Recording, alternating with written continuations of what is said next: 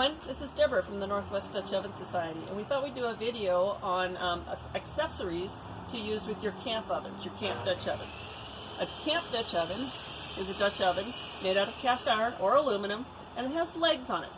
The legs are so that when we set it on a cooking surface, we can put wood coals or barbecue briquettes under there for a heat source, and then the lid is flanged so that it will hold those coals in place and they won't slide off.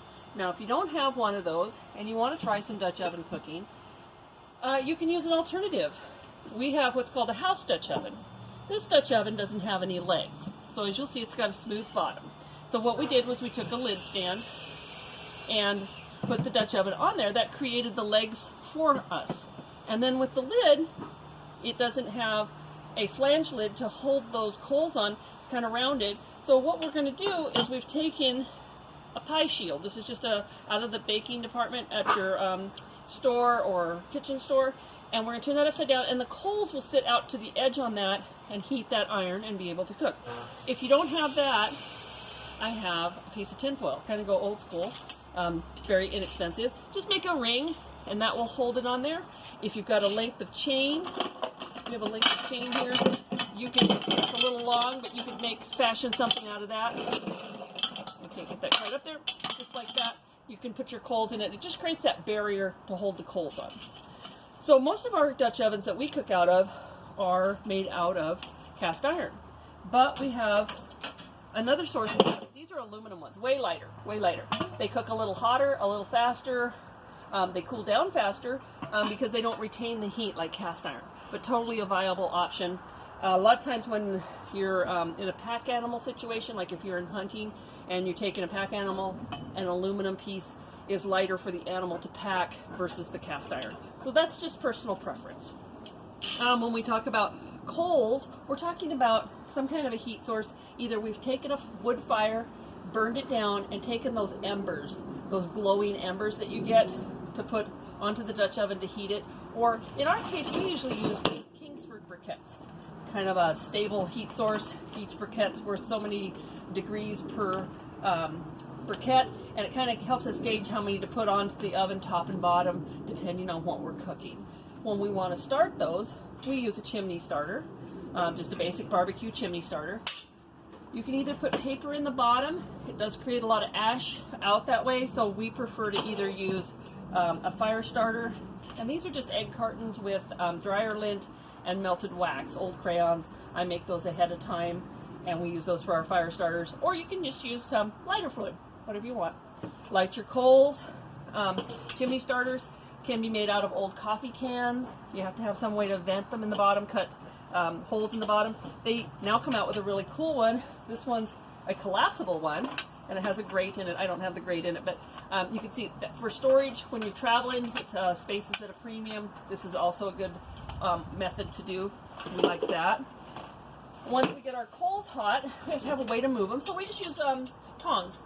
And these are 16 inches long. You want something long enough so that your hand's not too close to the coals, because they are very hot as you're moving them from the chimney to your Dutch oven, or moving them around as you need to, depending on what your cooking and your heat requirements are. Once those are moved around and you need to get that lid off, this lid gets very hot and we want to lift it off. We have some different things to do. You can go out and buy a lid lifter. These cost about $15.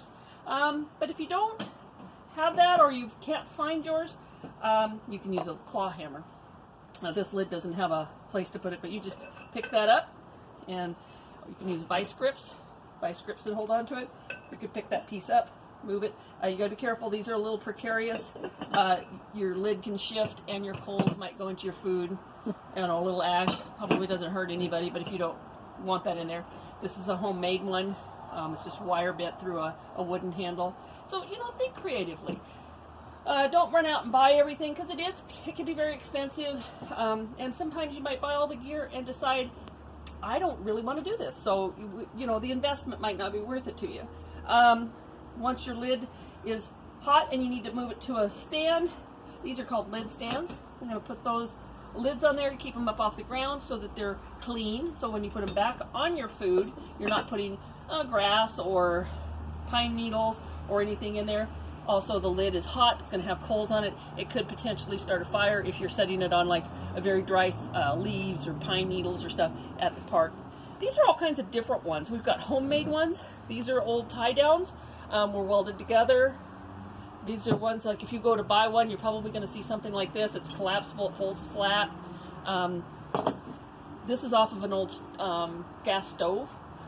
It's heavy, but it works.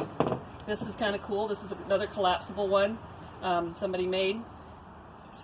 Well, doesn't collapse very well, does it? But it folds up real small.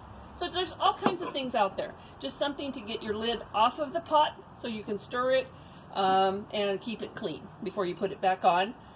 When you go to clean up your table, which we're going to show you tables in just a couple minutes, you want a shovel, scoop your ash off, a little whisk broom. Nothing fancy. You don't want to use nylon. They melt. Speak from experience on that one. You might need some gloves. The cast iron does get very hot, so welding gloves, so leather gloves.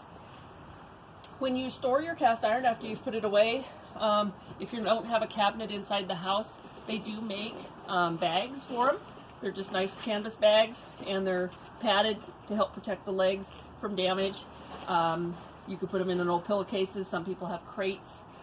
If you want to store your Dutch oven and you don't have the bag which separates the lid from the oven, that oil can get rancid inside that oven.